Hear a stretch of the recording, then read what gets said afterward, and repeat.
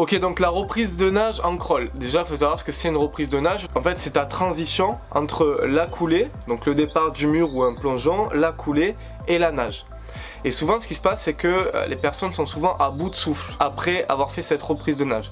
Donc moi, je vais te donner là, dans cette vidéo, mes astuces et quelques exercices qui vont te permettre de ne pas être à bout de souffle après avoir fait une bonne reprise de nage. Donc, la reprise de nage, en fait, déjà, ça sous-entend de faire une culbute. Parce qu'exemple, tu fais un 100 mètres crawl, tu vas devoir faire une culbute, la coulée et la reprise de nage. Ce qui fait que tu vas devoir bloquer ta respiration pendant un long moment. C'est-à-dire toute cette entame de la culbute, toute cette phase de coulée et cette phase de transition entre ta coulée et ta reprise de nage.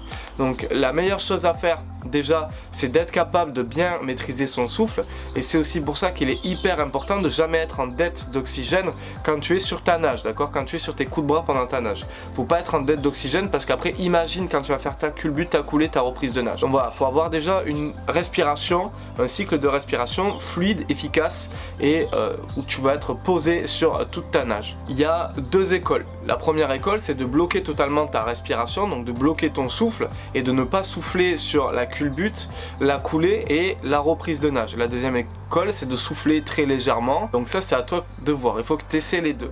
Le meilleur exercice que je peux te proposer pour gérer correctement tes entames de culbute, coulée, reprise de nage, plus ta nage derrière, c'est-à-dire 3 coups de bras sans prise d'inspiration. Le meilleur exercice, c'est le suivant. Tu vas faire 8 x 50 mètres. Donc, si tu as un bassin de 25, forcément, tu vas entrer dans cette zone, tu vas devoir faire la culbute, la coulée, la reprise de nage. Je tiens à préciser qu'une reprise de nage, elle est efficace quand tu ne prends pas d'inspiration sur tes 2 à 3 premiers coups de bras. Parce que ça te permet de conserver toute la vitesse que tu possèdes en natation. Tu vois, ça te permet de conserver vraiment la vitesse de ta poussée au mur, de ta coulée, de ta reprise de nage. Alors que si tu prends une inspiration directement, ça va te freiner, cache. Et ça, tu veux pas. Donc pour être efficace, il faut en plus ajouter 2 coups de bras sans inspirer après cette phase de culbute, de coulée et de reprise de nage. Donc voilà, c'est pour ça que souvent les personnes sont à bout de souffle. Le meilleur exercice, c'est simplement de te mettre une zone de 12,50 m avant le mur et de 12,50 m après le mur. Et sur ces 25 mètres, donc 12,50 m avant, 12,50 m après le mur, 25 mètres, tu ne dois pas placer d'inspiration. Et à l'aller, et pendant la culbute, et sur ta coulée, et sur ta reprise de nage. Et ça, c'est la seule consigne qui va exister sur ton exercice. Donc tu fais ça en crawl, 8 x 50 crawl, et la consigne exclusive, c'est de ne pas prendre d'inspiration, zéro, sur toute cette zone-là. Tout le monde en est capable.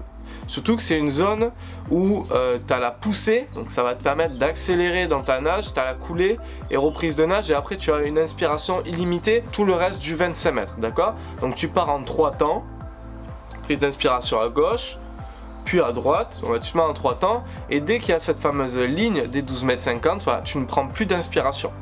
Donc voilà, tu poses ta nage sur un rythme très tranquille, très lent, etc. Tu arrives au mur, tu fais ta culbute, ta coulée, ta reprise de nage, et au moins déjà tu vois, t'es pas gêné par ta prise d'inspiration, par ce mouvement parasite entre guillemets. T'as pas ça en tête en fait, tu te prends pas la tête avec comment j'inspire avant le mur, après le mur, etc. tu vois.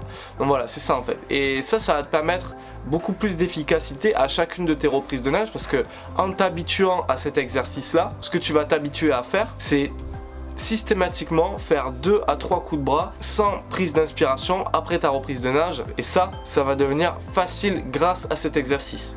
Si tu trouves que 12,50 m avant, 12,50 m après c'est trop dur, tu peux commencer par 10 mètres avant, 10 mètres après le mur. Un autre conseil aussi que je peux te donner, c'est de systématiquement t'accrocher à l'entraînement. Tu t'accroches pour que systématiquement tu fasses au moins 2 à 3 coups de bras sans prise d'inspiration au début de chacune de tes longueurs, quoi. Donc vraiment essaie de te concentrer là-dessus. Si tu as des entraînements en club ou si tu t'entraînes tout seul, c'est vraiment quelque chose qui va faire la différence.